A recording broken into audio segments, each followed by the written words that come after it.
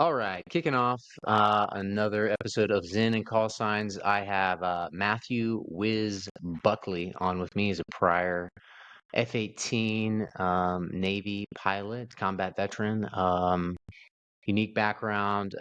So welcome to the show. Thanks for coming on with me. Thank you for your time. You bet, Blake. Thanks for having me. I appreciate it. Yeah, so if we can start off just to your background, you were in the service, and so just maybe give us a little synopsis of your background, your why you went into the Navy, and a little bit of that. Yeah, so Irish Catholic kid from South Jersey, South Philadelphia, one of six, and my parents kind of raised me service above self. Yeah, Always raised to kind of serve your country, give something back, and we lived on the Jersey Shore, the real Jersey Shore, not the MTV Jersey Shore. So loved the ocean. Grew up, on the beach and the water, and a neighbor across the street, my best friend growing up, his dad flew fighters out of Atlantic City International. He was an Air National Guard pilot, and he was just larger than life. So I'm like, I love the ocean. I love fighter jets. So that was just kind of a Reese's peanut butter cup that led me to yeah, want to be a naval aviator, a Navy fighter pilot. So kind of yeah, from my earliest memories, I knew I wanted to fly jets and fly off of aircraft carriers. So went to college down in Florida. Was an NROTC guy, so I was an ROTC and got commissioned, and then lucky enough to go through Pensacola and got yep, jets and selected for jets and went to Kingsville, Texas, garden spotted yep, Texas, right outside of yeah, Corpus Christi. yeah. I've been out there. Um, Yeah, oh yeah, so beautiful Kingsville, Texas, and knew I wanted, because the Navy's got a lot of jets too, not just fighter jets. They have attack jets, refueling jets, reconnaissance, jammers. So I had to study even harder because I wanted to fly F-18s, state of the yep, art fighter at the time.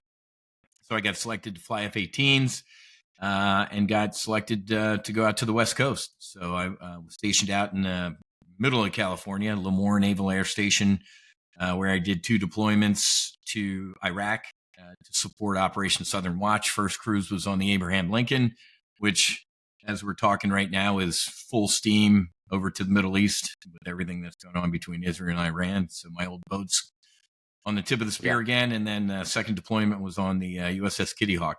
And going from a nuclear carrier with air conditioning and hot and cold water to the Kitty Hawk, where we had to take turns yeah, rowing it, was an eye opener, man.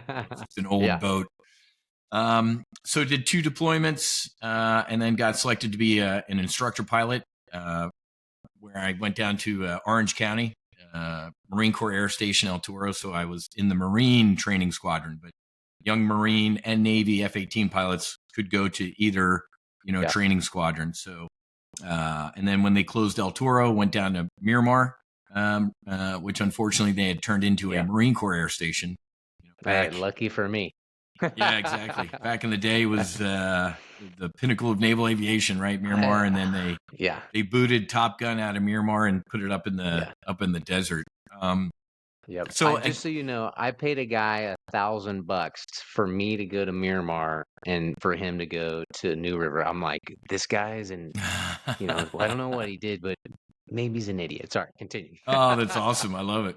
Um, yeah. So in the year 2000, big hiring boom, tech boom, all that stuff. I decided to win the lottery, right? And the lottery back then was defined as getting off active duty and getting picked up flying fighters for the reserves. So I got hired by Oh yeah, VFA 201 fighter squadron out of Naval Air Station Fort Worth, and I got hired by FedEx. So literally, that was the lottery. I won the lottery, yeah, um, but I couldn't stand FedEx, man. I was a 32-year-old kid, and I couldn't. I'm falling asleep at 3 o'clock in the morning, staring at the gauges. I'm like, this is yeah, miserable. Plus, yeah. flying It's for my tough. reserve squadron out of Fort Worth, I'd get back from a FedEx trip, and I wouldn't even know what time zone I'm in. I'm like falling asleep in the ready room, and just about every other guy, flying fighters in Fort Worth was flying for American. So I'm Mm. sitting there in the ready room, and my buddies would be like, "Hey, man, here's my cell phone. I'm going to do a 1v1, and if crew scheduling calls, tell them you're me, and you'll be there in like 2 hours." I'm like, "Wait a minute, Yeah. You're double dipping. You're like flying fighters right now, and you're getting paid to sit reserve at American Airlines. So I quit FedEx and I went to American.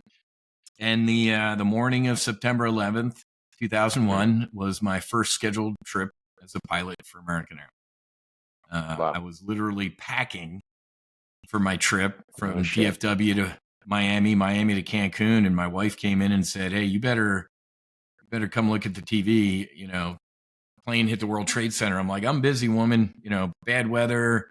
You know, small airplane. Leave me alone." And you know, she just had this look on her face. I'm like, "Okay." So I went out there and saw what everybody else saw. Beautiful day in New York City, not a cloud in the sky, and a massive flaming hole. And as I stood there going through my mental aviation checklist of how that could have happened, the next plane hit, I immediately knew we were under attack. So I ran into the bedroom. Yeah. I still have my American Airlines uniform hanging in my closet in the plastic, the original plastic. I moved that out of the way and threw on my flight suit, my boots, and you know, I think I broke the land speed record getting out to Naval Air Station Fort Worth. Got out there just as they closed it, went to a combat posture. Me and another F-18 buddy made it out to the base, and we called down to the maintenance guys and said, "Get us 2 jets, you know, fueled and ready to go." And that's when the phone rang, and the next door to us was the 457th Fighter Squadron, the SPADs. And they're tied, you know, they're rich Air Force squadrons, so they're tied into NORAD. And the general said, "Whiz, what do you got?" And I said, "It's me and Gruff." He said, "Get over here. I got 4 Viper guys. We'll get you." You know, we're a poor reserve squadron, Navy Reserve Squadron in Texas. Didn't have any bullets or missiles. So the Air Guard guys and our ground guys started working together to get some bullets to change the nitrogen out on the bottles. So we ran over there into their command post, and it was like Lexington and Concord. You had 2 Hornet guys, 4 Viper guys. We're briefing to fly combat air patrol, and then the Pentagon gets it. Just a very surreal experience. So they obviously, they're used to doing this stuff. So the Vipers got airborne first. Gruff and I went down to the end of the runway, getting ready for them to land. And they ran out of gas so we could get up. But by the time they ran out of gas, everything was on the ground. So days later, I get a photocopied letter from American Airlines HR that says, you know, "Dear crew member, you're furloughed," which is a polite airline term for laid off. So, you know, kind of lost everything in the blink of an eye, right? Career, pension, healthcare. But I gave myself a half a day to mourn, and I said, "Dude, get up. There are 3,000 people dead in New York City. People looking for their dad, their wife, their kid. You know, I'm like, get over yourself. You're breathing. Get up." Thankfully, you know, our squadron was given a shit ton of money because we were going to be mobilized for Operation Iraqi Freedom in a couple of years. But I could reserve bum, so I just went into the squadron as much as I could to help pay the bills. And then also, you know, on active duty, I had taught myself how to trade.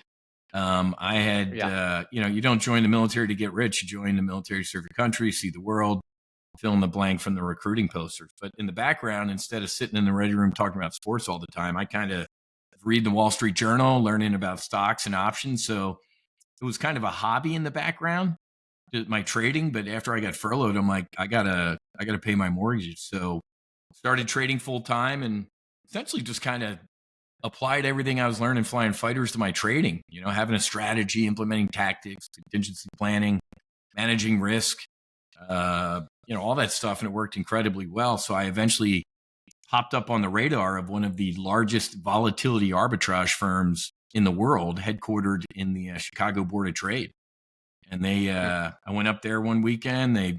You know, the founder, the guy was from Jersey, my age. You know, I could tell we were going to be buddies, and his wife, we all got along. And they're like, "Whatever you're doing, come up here and do it for our trading firm." So I tell people I felt like Eddie Murphy in Trading Places, you know, like Valentine.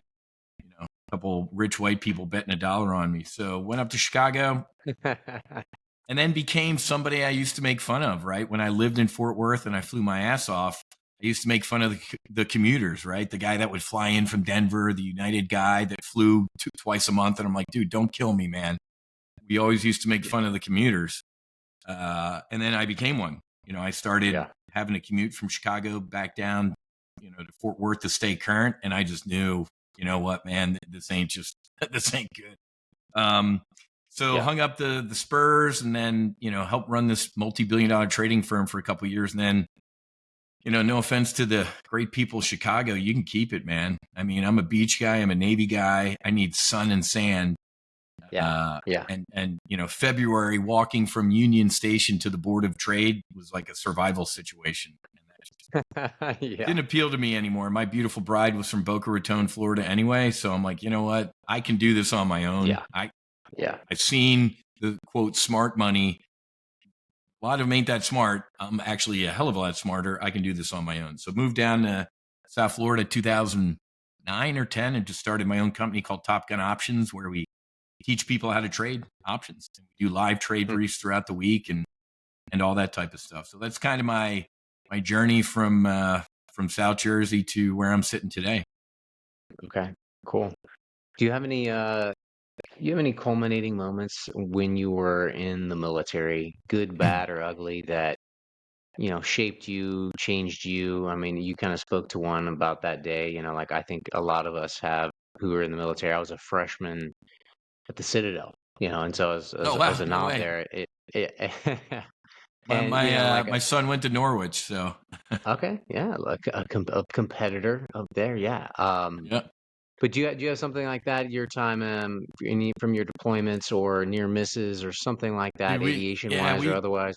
There's no way we have enough time.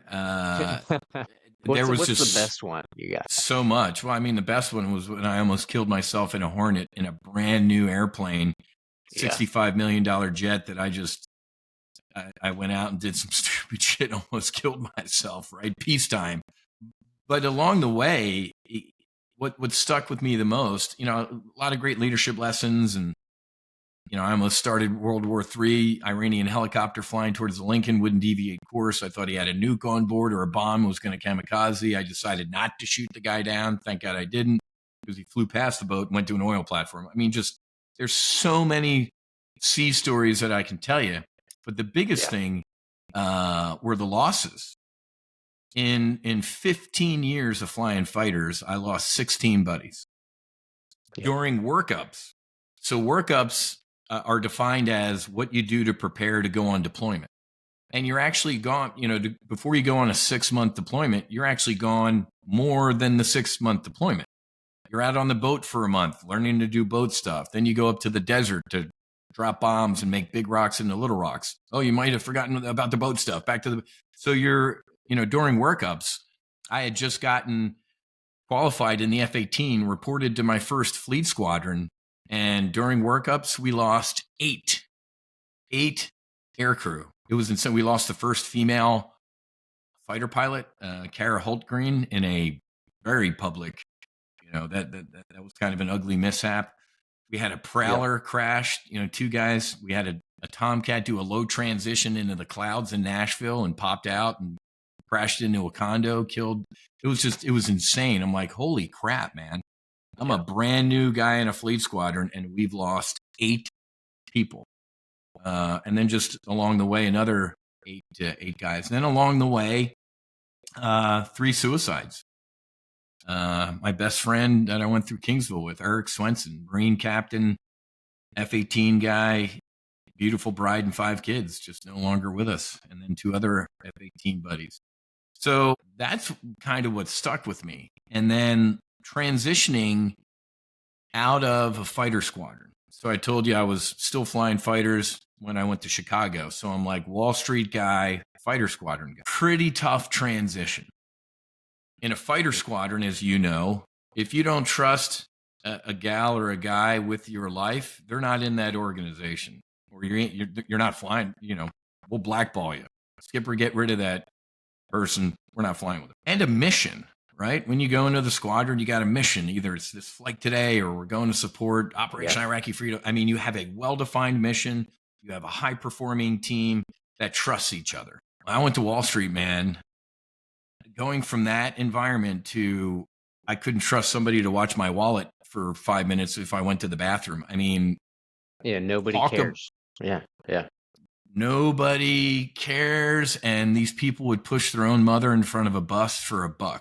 I mean, that just was not my ethos, right? I mean, people wearing golf cleats to work. So as they're climbing the ladder, they're stepping all over you, man. It was a brutal transition. So lost my mission, lost an infrastructure because, flying for the reserves, it was so funny out of Fort Worth. We all lived in like the same neighborhood. It was like base housing again. So I had a squadron. Yep. And here I am up in Chicago, alone and unafraid. So that led to some hard alcohol, led to some drugs and some, disconnected from my source, my mission, my God. And that was kind of ugly. So that's kind of what I took from the military, was a lot of loss.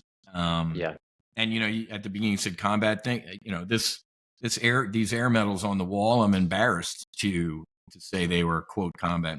The toughest flying I ever did in my career was at Top Gun. So in 2003 or 4, I got to go to Top Gun as a reservist, which was awesome.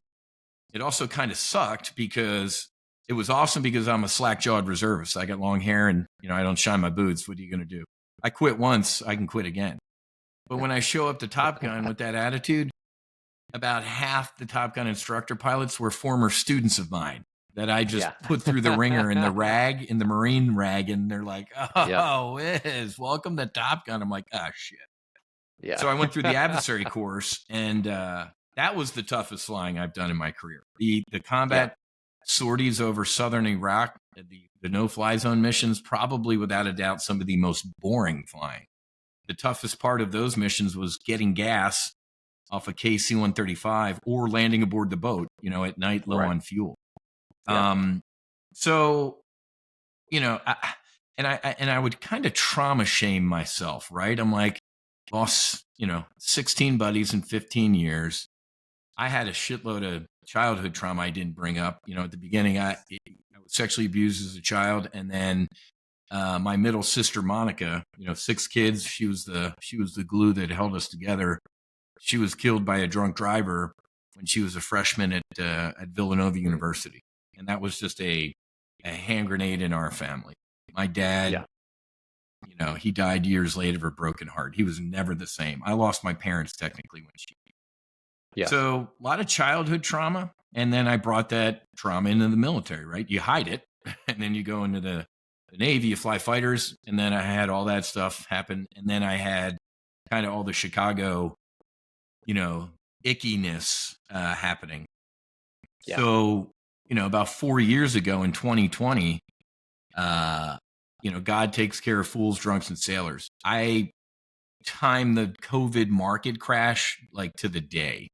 We made $2.5 million in about 3 weeks trading the COVID as the market imploded. Do you remember all the smart money on CNBC? Oh, I think stocks have bottomed here. And the next day, the Dow goes down 3. Yeah. Donald Trump, I have a screenshot of the tweet. He deleted it.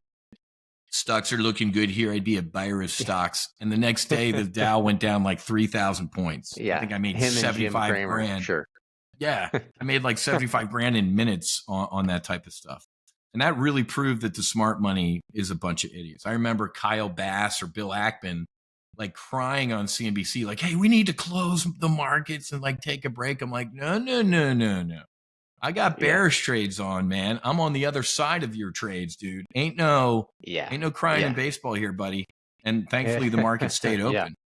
I bring that up because I made a shit ton of money in a short amount of time. And I'm like, my dad always used to remind me, you can't take it with you, son. You're not a pharaoh. You're not putting this stuff in your tomb with you to go. So I talked to my wife and I said, Swede, all the other guys that killed themselves. And around that time, the government numbers was 22 veterans, 17, I think it was 17 at the time. Then they kind of inched it up to 22. I said, man, why don't we start a foundation to do something about veteran suicide? We made this money. It ain't doing us any good. I like having a nice house and car. Other than that, I don't need anything. So we started a foundation to try and end veteran suicide.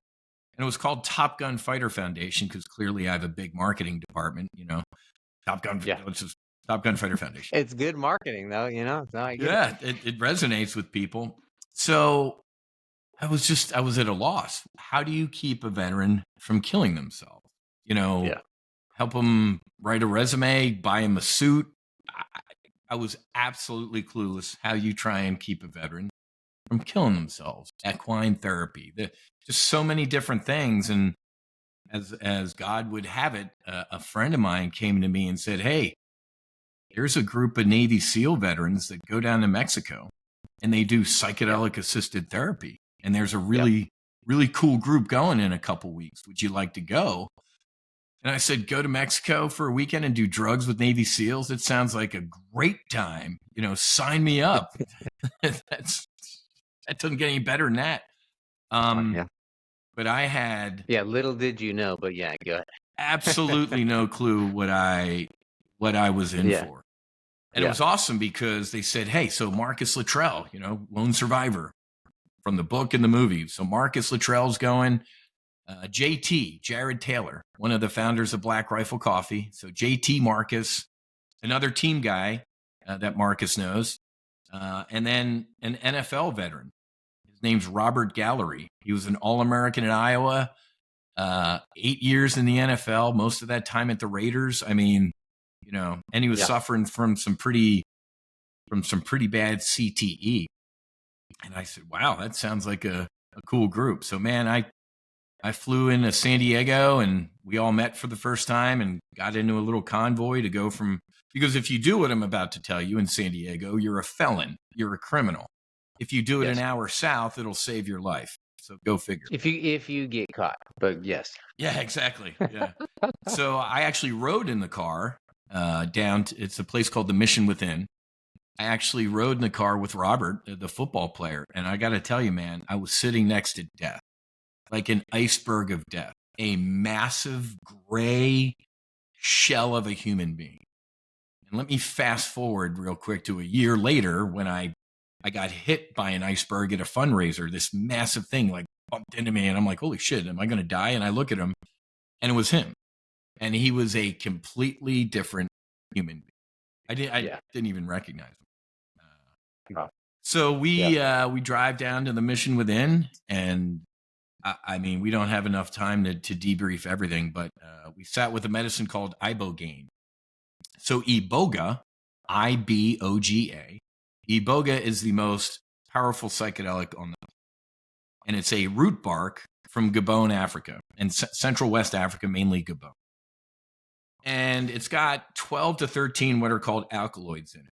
One of the alkaloids is called ibogaine, and you can pull that alkaloid out and just do that. So we sat with ibogaine, and 12 to 14 hours, the most spiritual and life-changing experience of my 5 decades was able to experience my sister again. Was able to experience my father again. I was able to heal my childhood trauma. It was 3-4 decades of therapy in 12 to 14. It's just so hard to, when I got home, I learned a new SAT word, ineffable. Yes. It means you can't put into words what you experience. So I always fall infinitely short trying to explain what happened. But it was, because I had lost my faith, after, I was sexually abused. My sister, what type of God kills my sister, destroys my family, kills all these guys, flying fighters? Ain't no God. Man, as a result of this experience, I have never been more spiritual in my life. I am reconnected with Source. I'm not ashamed to say before I sat with the medicine, I was a drinker. Fighter aviation. It's a culture of party hard, fly even harder. And I don't know if you can be a good drinker, but I was a bad drinker. Up to 8 months after I got home from sitting with this medicine, I couldn't even look at alcohol. It made me retch. If I smelled alcohol, I dry heat. Now, if I want to, I can have a glass of wine, with my pasta or my steak. But, old Whiz, a glass of wine was a bottle or probably 3. It's gone. It absolutely destroyed alcohol in my life. I've heard it described. Oh, go ahead. No, I was going to say 85% of heroin addicts after one ibogaine treatment up to 3 years, they stop counting because they're like 85% of them up to 3 years never even look at heroin again. It's an addiction interrupter. Yeah, that was something I was going to say is like I've heard it kind of from I have some friends and family that have done that exact through vets. Yep. Marcus Capone, who and his wife run that, Mhm. where it's a mind, body, spirit reset, like hard reset, like it's making myelin to trauma, and it's like has this also or described as like it's almost sentient where it goes to where it needs to go and you have your this experience that it makes you turn the inner eye in to yourself because that is the only solution and it like Correct. forces you to do it something like that would you say something like that?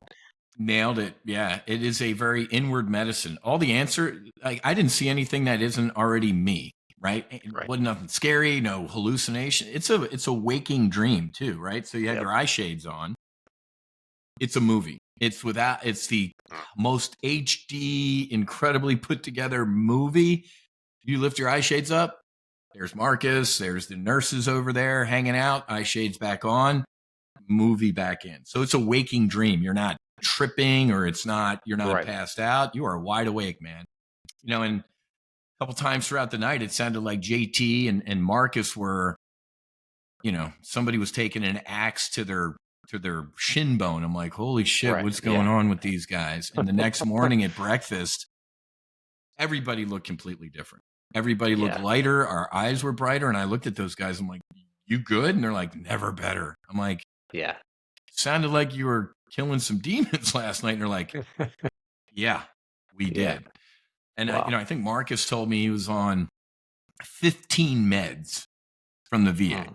5 to wake up, 5 for lunch, 5 to go to bed. I don't think last time I talked to him, we talked like every couple days. He hasn't taken a medication in years. And brain scan, dark, gray, black. 3 months after the ibogaine, completely white. So the neuroplasticity of these medicines, and you alluded to it, the medicine is yours. It went in and it did an inventory. It looked around and said, this is what this guy needs. And I got what I needed. It did the same thing with Marcus. It went in, did an inventory, and then it's tailored to you. Yeah. So, and to be clear, 5 years ago, Whiz, if I heard me talking like this, I would have kicked my own ass and stolen my lunch money, right? But that guy died on a mattress on a home in a home in Mexico, man, with 4 other incredible guys. So I got back from that retreat and I said, done. This is how I'm going to end veteran suicide. So you alluded to vets, right? And so at the time, vets was only focused on SEALs. And the reason I got to go to that was because I actually made a donation to vets. And they're like, hey, maybe. So I got back and I'm like, you guys are focused on SEALs, which is great. Yeah. That's your squadron. There was another organization that was doing psychedelic-assisted grants that it was only dealing with combat veterans. And I'm like, hey, man, ain't no combat veteran here. My combat stuff was a joke. And nobody's really talking about the aviation side of the house because most of my guys and gals, they got out, went to the airlines, and what did they have to put on their FAA medical? I am perfect. No PTSD, no trauma. I don't drink. It's all bullshit. Yes. So I'm like, you know what? I'm going to be that guy. I went to Wall Street. I lost my airline job. And I own my own L-39 now. I bought my own fighter jet that we take donors flying in. I'm like, what are they going to do? Throw me in FAA jet? So let me get this straight. I'm not an alcoholic. I don't drink anymore. I healed decades of trauma. I'm the safest pilot I've ever been in my life. Instead of flying a 1v1 in Key West hungover, I'm a better father, husband, and human. You're going to have a problem with what I did to do that. And it can be one and done. And I can sit here and tell you, we have helped scores of aviators under the radar right now, airline captains, first officers who are healing. I think they have to do that because in the Marine Corps, Navy right now, if you're like, hey, I'm stressed, I'm struggling, I'm depressed, they're like, you're down. Done. Correct. And so thank you for being honest. You're done. Yeah. Yeah. Thanks, buddy. You're out. Yeah. So same thing with the airlines. And so you have this like people masquerading around, and then it's Right. like that, and then you just think about the amount of mishaps that are caused by fatigue, right? Because if you're depressed, you're not sleeping Right. well, right? Sleep is Yep. always goes into there because that falls away. Correct. And so you just have this like this, it circles back and it just starts eating itself from within and it creates Yeah. a bigger problem. So yeah, I Yeah. think it's fat, like it's crazy. Well, So when I talk to people about this, I say, let me give you a choice, multiple choice, A or B. Choice A, your captain and first officer flying you from, New York to LA, hiding their trauma, drinking their asses off, self-medicating and hiding all of this. Or choice yeah, B, they take a week off, they go and get their mind, body, and soul right, and they've never been happier. Who would you rather be yeah, flying you, right? I yeah, mean, God forbid, remember the German wings mishap? Dude locked himself yeah, in the cockpit, killed all those people, the Egypt aircraft. I mean, you do yeah, not want mentally challenged aviators out there. And I'm here to tell you these medicines. And it's funny because the second medicine we sat with is called 5-MeO DMT, UFO. It's frog venom. And I tell people, I'm like, I died. It was ego death, but I died. And it was without a doubt the most incredible experience of my life. I became one with God, everything, source. And I jokingly tell people, I'm like, I have no fear of death. Now, you don't want a pilot to ever talk like that, right? But I'm like, no. I want to be yeah, old and cranky and yell at my yeah, grandkids to get off the lawn and stuff like that. I don't want to go anywhere anytime soon, but I have no fear when that happens. And that's right, what these medicines gave me, right? yeah, So it's really cool that this next psychedelic revolution, I ain't got nothing wrong with hippies. I love my hippies. But the last time it was the Vietnam War. Wait, what? You got to fly to the other side of the planet and kill the yellow man. I'm not going to do that. I love the yellow man. What did you do I took these mushrooms and I love everybody. Okay, that's a felony. And here's your rifle. Go kill people. So the government did a fantastic job of yeah, tarring these medicines back in the day as anti-subversive, and you'll jump off the roof and, oh my God, frothing at the mouth. yeah, This yep, psychedelic revolution has fighter pilots, Navy SEALs, Governor Rick Perry from Texas, man. He's like, it doesn't get any more anti-drug to me. And here I am on stage saying these medicines need to be legal for therapeutic use. 2 days oh ago, yeah, I forget his name, the lieutenant general. He's a congressman from up in the Midwest. Same thing, pro psychedelic. 60 lawmakers 2 days ago sent a letter to Biden and the FDA like, hey, man, and this is bipartisan. About a year ago, I saw a headline, AOC and Dan Crenshaw. And I'm like, I don't even want to read the rest. Did they kill each other? What happened? AOC and Dan Crenshaw agree psychedelic assisted therapy for blah, blah. So probably the only issue in the country right now that people in Washington are agreeing on is this, because it ain't working, man. And a year and a half ago, so government, and this will really shock people, right? The government lied to us about the veteran suicide. A couple of really small colleges, right? Duke University and the University of Alabama, with America's Warrior Partnership, dug into the government's numbers. And what did they find? Uncle Sam was counting violent suicide. When they went and talked to humans in this country, they're like, no. He drank himself to death or she overdosed. And they came up and said the number is closer to 44 a day. Double yeah, Uncle yeah, Sam's numbers. And Uncle Sam's numbers, by the way, folks, have a 3-year lag. The 17 numbers, like from 2019 or 2020, I'm like, are you insane? With something so critical as veteran suicide, you can't have like accurate data. It takes a couple universities on their own to dig into this stuff. Because as well as I do, they ain't going to have a press conference like, hey, today we found out it's 44 a day. They are burying this yeah, bad news. And if you think about it in this way, folks, that is a mass shooting. I hate even talking like this, but God forbid, could you imagine if 44 children were being slaughtered, not once a year, every day in this country? I Even heard the about, pro-gun nuts yeah, would go crazy and do something about it. But since it's veterans, we used you, we spit you out. on to the next group of people we're going to recruit. Something's like, got to give. And so like I heard another one where it was like, let's say 44 or 20 or even one. It's like, hey, if 20 Marines get their heads blown off in the Middle East somewhere, like, well, hey, let's fucking go to war. Exactly. But if 20 Marines commit suicide, well, that's just that's just nature doing business, or I don't know, whatever that excuse is, and it's like hypocrisy or it's insane. Well, it's interesting because I go up to DC often and I shake hands and kiss babies to advocate for this, and behind closed doors, these people shall remain nameless, but I've met, I'm not going to call them leaders, I'll call them lawmakers, or politicians is better. Behind doors, politicians, Whiz, love what you're doing. Great idea. Fully support it. You're going to have a problem with big pharma and the tobacco and alcohol lobbies. And I'm like, isn't that your job? What the fuck are you doing? Yeah. Ain't so it's interesting because I've been in this space for over 3 years. And shockingly, big pharma speaks with forked tongue. On one hand, they're like, ooh, stay away from that stuff. And on the other, they're trying to patent, trademark, monopolize on.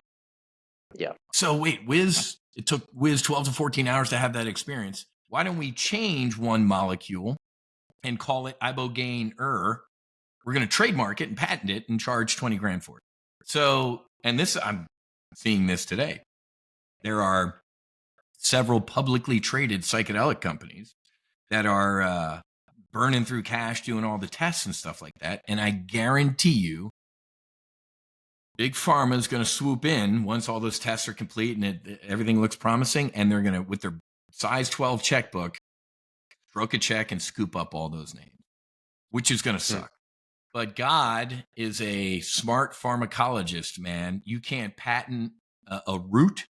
You can't trademark a fungus or a toad.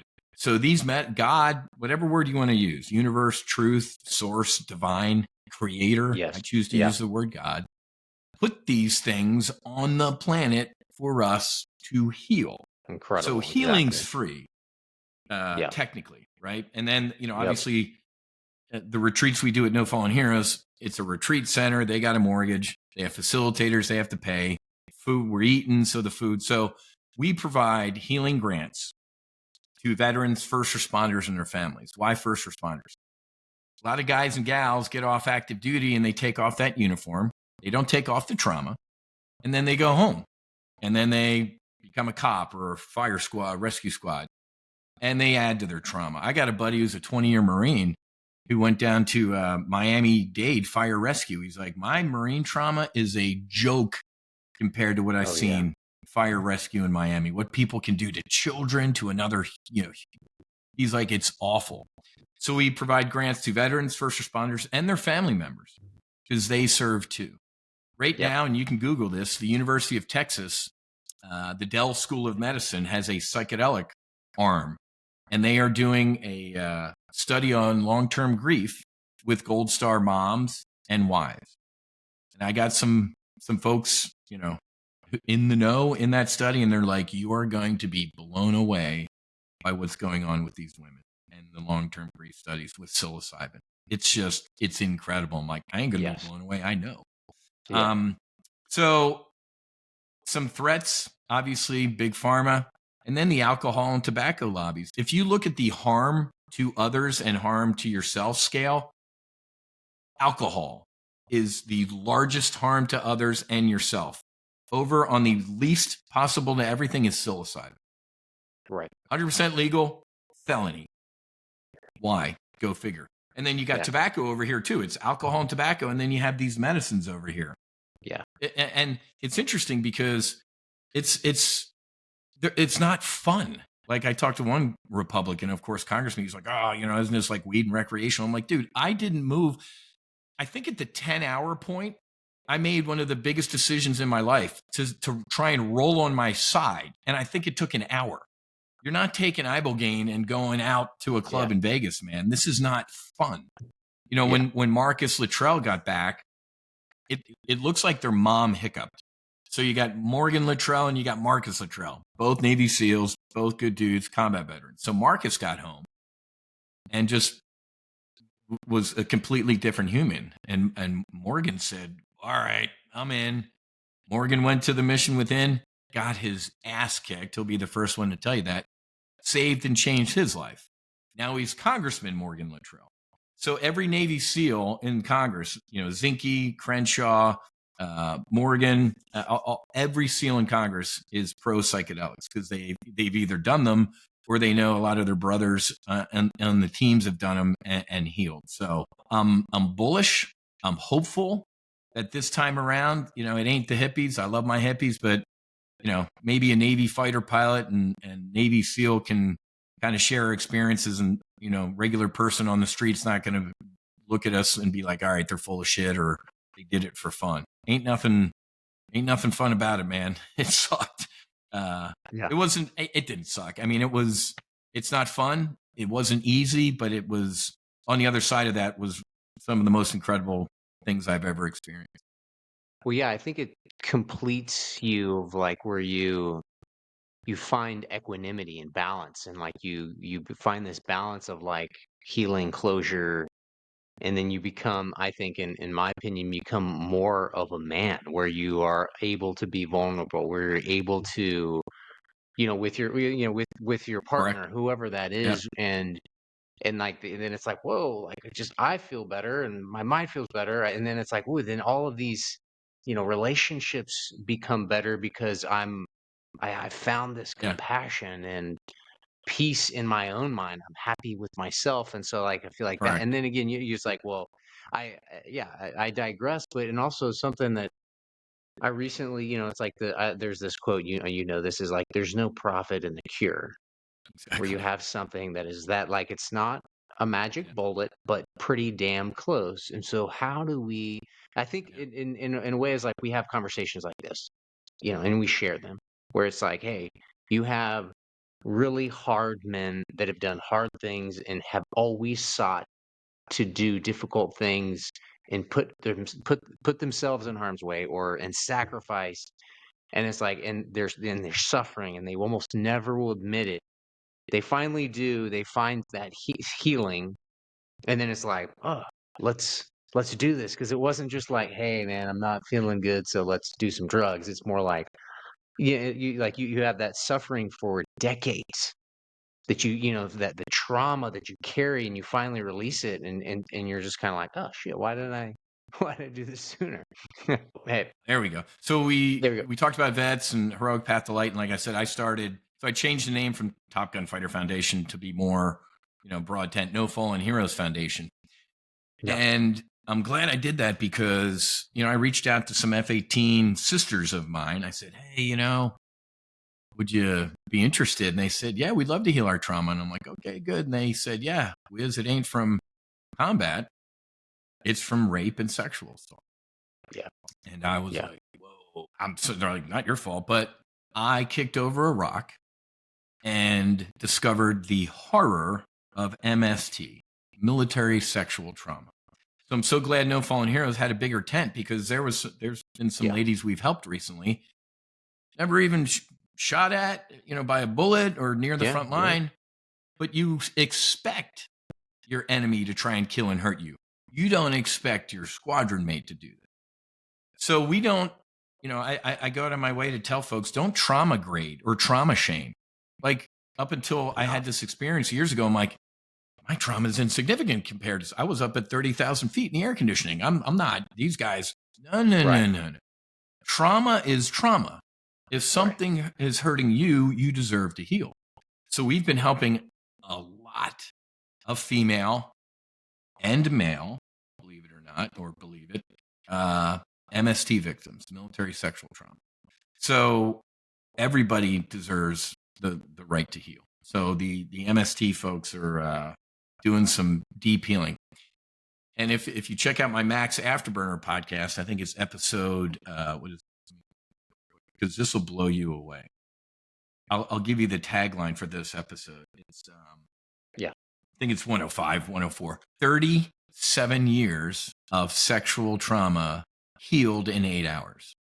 So this army wife who had been sexually abused starting at the age of 3 by 2 uncles, her exact quote was 37 years of sexual trauma healed in 8 hours.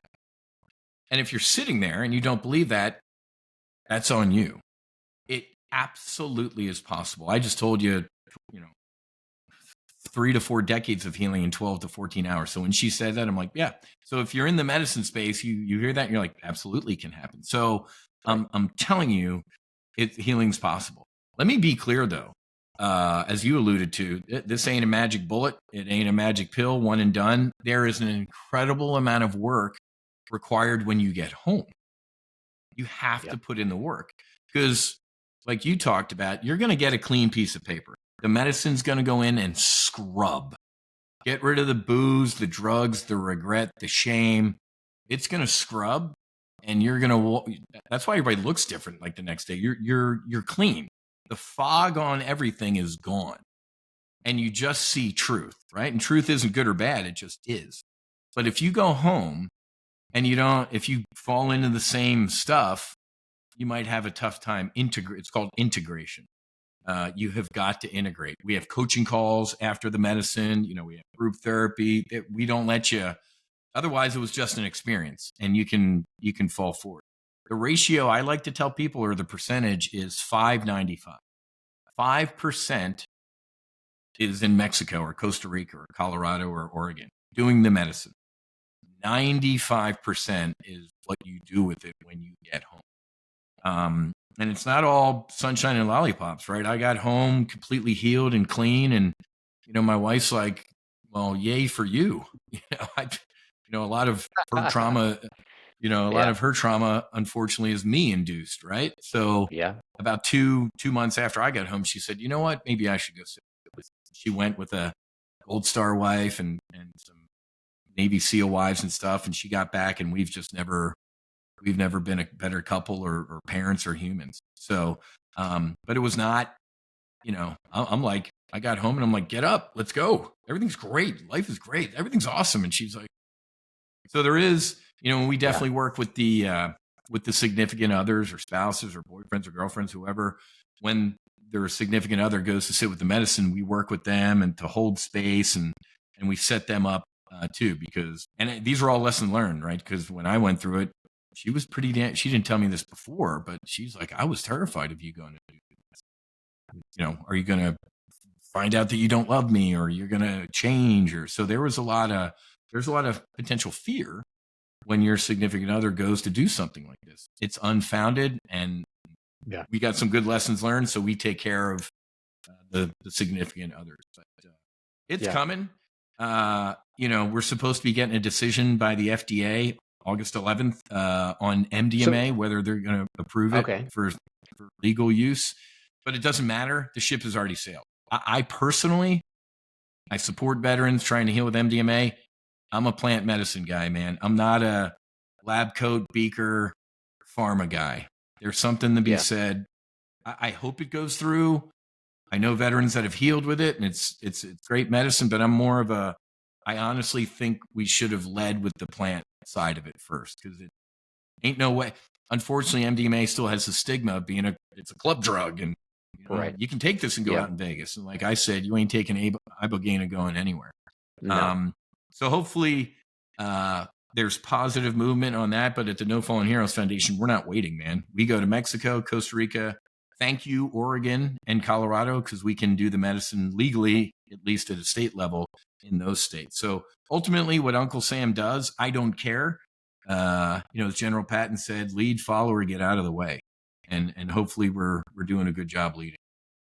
Well, yeah, thank you for doing that, because I think it takes that initiative to, it's not Congress, it's not a bunch of people, it takes one dude. It takes one person to make that effort, and that's it. Whatever it is, whatever. I remind people, after being to DC a couple times to talk about this stuff, I'm like, this is a we the people moment. This is gonna come from us up. Right. It ain't coming from them down. They're gonna be pushed into action. They're not. I get the the guys we talked about that are advocating. We do have our advocates there, but this has got to be a groundswell up because Matthew Whiz Buckley doesn't have a big enough checkbook to donate to a congressman or a senator like a big pharma company can, or alcohol and tobacco. So we have to have enough of we the people pushing. Unfortunately, we just don't have the money that pharma and all the other folks do to lobby Washington. It's the reality of the situation. So, if you're listening to this and this speaks to you, pick up the phone or shoot an email to your congressman or your senator, or actually both, and say, hey, I support psychedelic-assisted therapy for our heroes. What we're doing now is clearly not working. And, if I don't make it on a retreat, I guarantee you every retreat I haven't been on, I get a text. Whiz, I don't want to kill myself, or something to that effect every time.